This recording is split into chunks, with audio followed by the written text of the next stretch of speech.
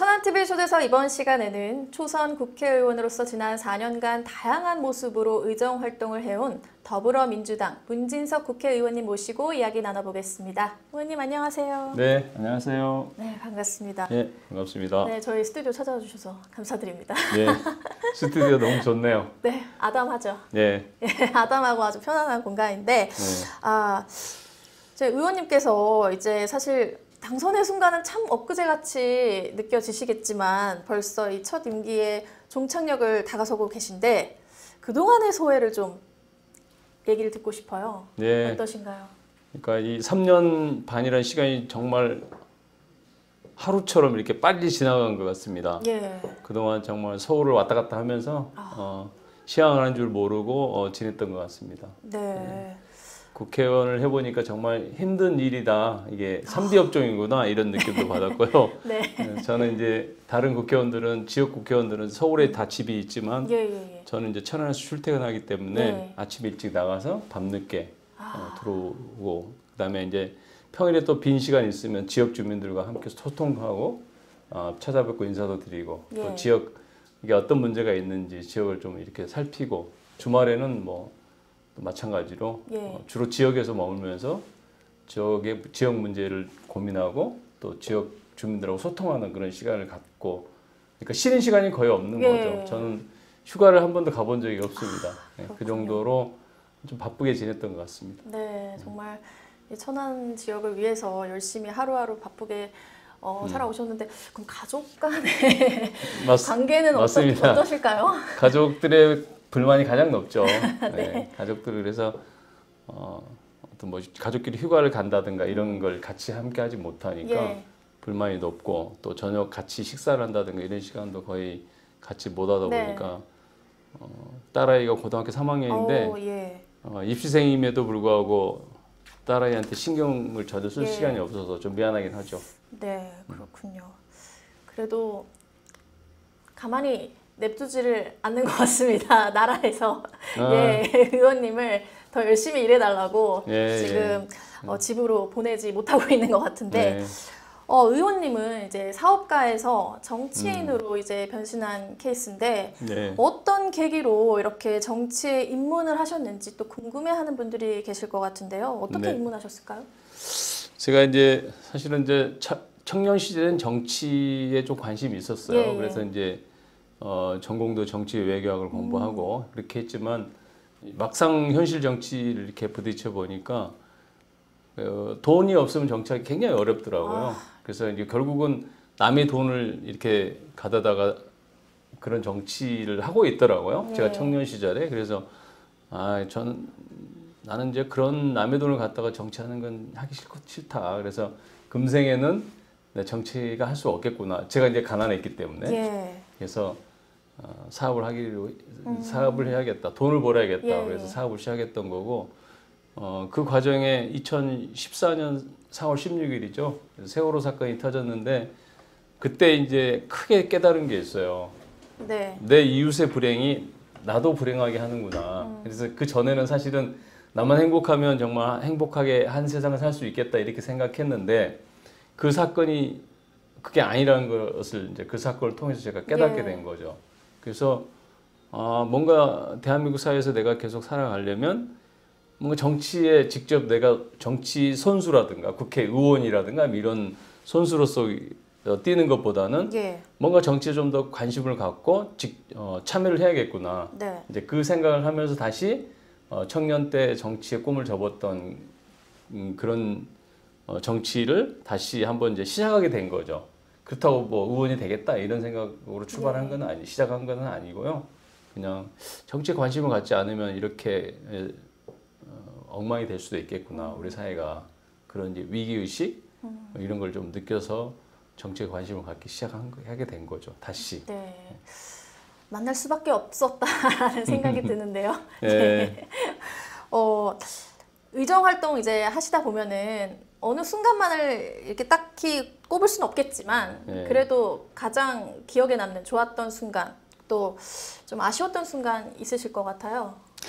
가장 좋았던 순간은 제가 이제 국회의원이 돼서 우리 천안 갑 지역을 이렇게 살피다 보니까 천안역이 굉장히 큰 문제가 있다. 그래서 우리 보통 천안역이라고 하면 그 지역에 우리 천안의 얼굴이어야 되는데 우리의 천안역은 우리의 얼굴이 아니고 우리의 애물단지가 돼 있다라는 이런 인식을 갖게 됐죠. 예. 그러다가 이제 그러면 내가 천안역을 어떻게든 좀 바꿔야겠구나. 정말 이게 17년, 20년 동안 우리가 임시 역사였잖아요. 천안역이. 근데 21세기에 맞는 정말 멋진 역사로 바꾼다고 한다면 우리 낙후된 동부 지역을 뭔가 변화시키고 발전시키는데 큰 도움이 될 수 있겠다 이런 이제 생각을 했어요. 그래서 국회의원 들어가자마자 천안 역사에 관심을 갖고 천안 역사 들여다 보니까 시가 150억 지원하는 걸로 돼 있고 철도공사가 100억 지원하는 걸로 돼 있어요. 사업이 이미 계획이 돼 있더라고요. 근데 좀 더 들여다 보니까 이거는 천안역을 전면적으로 바꾸는 게 아니고 일부 리모델링하는 사업 정도로 이렇게 사업이 계획이 돼 있더라고요. 그래서 이건 아니다. 인구 70만에 전국 KTX 역사를 빼고 가장 이용률이 높은 우리 천안역이 정말 멋진 명품 21세기에 맞는 명품 천안역이 돼야 될 텐데 이런 방식으로 가서는 안 되겠다. 그래서 그 사업을 전면 보류를 시켰어요, 제가.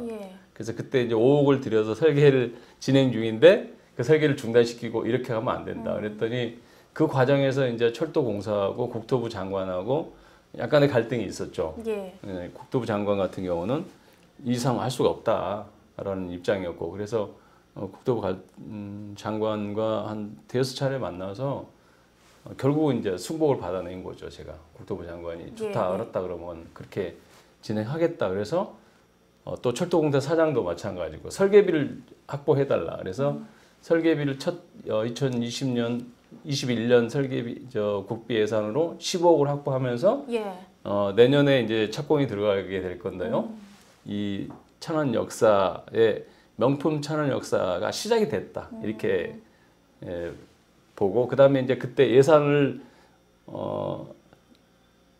따내는 과정에서 한 몇 날 며칠 잠을 못 잤어요. 왜냐하면 마지막 예산에 인쇄가 들어가야 돼요. 그렇죠. 프린트가 들어가는데 그 프린트 들어가는 시간이 새벽 시간입니다. 새벽 시간. 그래서 그 기재부대에 저희를 이제 그 사정을 일일이 저한테 이제 노티스해 주는 직원이 한 분 계셨어요. 그래서 그 직원이 누구한테 얘기를 좀 해야 되겠다. 인쇄 들어가기 전까지 아직 확정이 안 된 상황이었기 때문에. 그래서 그 직원 마지막에 지금 인쇄 들어갑니다라고 했을 때 그때가 새벽이었어요. 그래서 날밤을 새운 거죠. 그래서 너무 피곤하긴 했지만 너무 기뻤던 것 같아요. 그때가 드디어 우리 천안역이 새롭게 바뀌겠구나. 설계비를 국비도 세우면 그 사업은 반드시 진행되기 때문에 설계비 세우는 게 굉장히 중요하죠. 그래서 온 에너지를 다 거기다 쏟았던 것 같아요. 그때 이제 피곤했지만 너무 행복했다. 본인 자신한테는 뭔가 해냈다 이런 성취감도 좀 있었고 제가 극현하기를 참 잘했네. 뭐 나중에 천안 역사는 남을 테니 뭐 이런 여러 가지 생각들이 들면서 가장 좋았던 기억. 그다음에 이제 수해복구 때 어르신 가정 이제 완전히 집이 침수가 됐어요.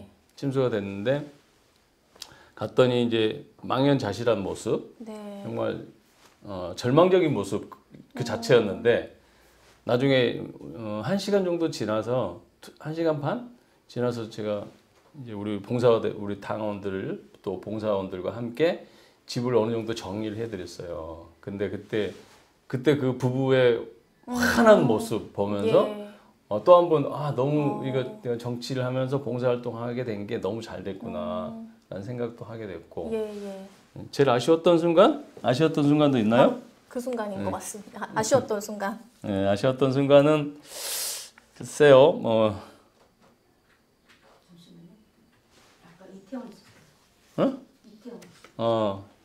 제일 힘들고 아쉬웠던 순간은 제가 세월호 참사 때문에 정치를 시작했는데 다시는 이런 참사가 내가 정치를 하게 된다고 하면 세월호 참사 같은 이런 대재난 또 이런 참사가 있어서는 안 되겠다는 생각으로 정치를 했는데 이태원 참사가 또 벌어졌잖아요.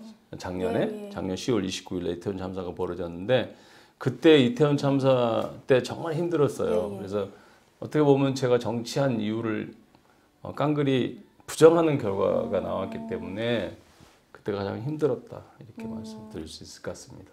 예, 많은 얘기를 해주셨는데 의원님께서 아까 말씀해주셨던 것처럼 그런 이제 저희 정말 시민분들, 주민분들의 표정이 밝아지는 모습을 보셨다고 했는데 그게 바로 진짜 의원님께서 원동력이 되지 않으실까 싶습니다. 예, 맞습니다. 예, 예. 힘들어도 시민들이 뭔가 문제를 해결해드리고 예. 또 지역 사업을 이렇게 확보하고 했을 때 시민들이 굉장히 좋아하시는 모습을 보면 힘이 나죠. 그렇죠. 이제. 예.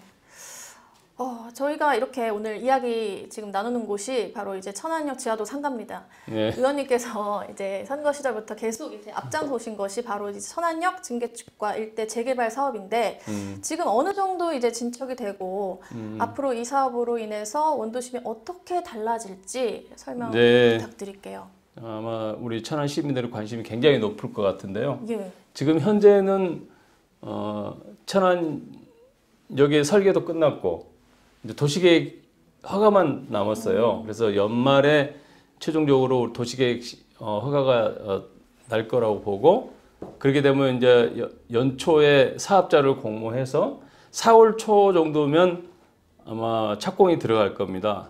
실상은 이게 좀 더 빨리 진행이 될 수 있었는데 기재부에서 설계비를 한 거의 1년 동안 잡고 있었어요. 설계비를 안 풀어준 거죠. 예. 철도공사에 풀어줘야 되는데 그래서 그 푸는 작업도 설계비를 확보하는 작업도 좀 어려웠지만 설계비를 푸는 과정도 굉장히 힘들었어요. 참 과정이다. 네, 그래서 이 국비로 어떤 국가 재정 사업이라는 게 그냥 만만치는 않는 것 같아요. 그래서 어쨌든 설계비 확보하는 과정과 설계비를 또 철도공사한테 풀어서 설계를 진행하는 과정에서 좀 시간이 좀 걸렸다는 말씀 드리고 예. 그 다음에 또 한 가지 또 지연된 이유는 뭐냐면 당초 계획보다 이게 좀 더 사이즈가 커졌어요. 네. 예, 처음에는 천안시가 150억 되고 국비 250억 뭐 또 철도공사 이런 식으로 해서 한 500억 미만 사업으로 진행이 됐는데 이게 천안시가 150억을 더 증액을 하고 천안시가 총 300억 들이고 그 다음에 김태흠 지사가 200억 들이면서 이 천안 역사의 소위 말하는 사업 규모가 훨씬 커지고 이제 뭐 그러네요. 광장까지 다 포함하면서 그래서 이제 정말 명품 천안역으로 태어나기 위해서 시간이 좀 걸렸다 이렇게 말씀을 드릴 수 있을 것 같습니다. 예. 기대가 되는데요. 네. 그래서 이제 이 천안 역사가 만들어지면 그동안 우리 천안 역사 주변 역세권이 왜 지지부진했냐면 역사 주변이 너무 남루했잖아요. 그러니까 낙후돼 있잖아요. 그러다 보니까 사람들이 여기에 머무르지를 않는 그렇죠. 거예요. 예. 그래서 천안 역사가 새롭게 만들어지면 사람들 뭐 남녀노소 할 것 없이 천안 역사를 중심으로 해서 많은 사람들이 모여들 것이고 그렇게 되면 주변 또한 민간 자본도 투입이 되고 예. 그래서 자연스럽게 마치 물컵에 잉크 한 방울 떨어뜨리면 잉크가 쫙 퍼져 나가잖아요. 네. 그런 것처럼 천안 역사가 그런 마중물 역할을 할 것이다. 저는 그렇게 봅니다. 그래서 예.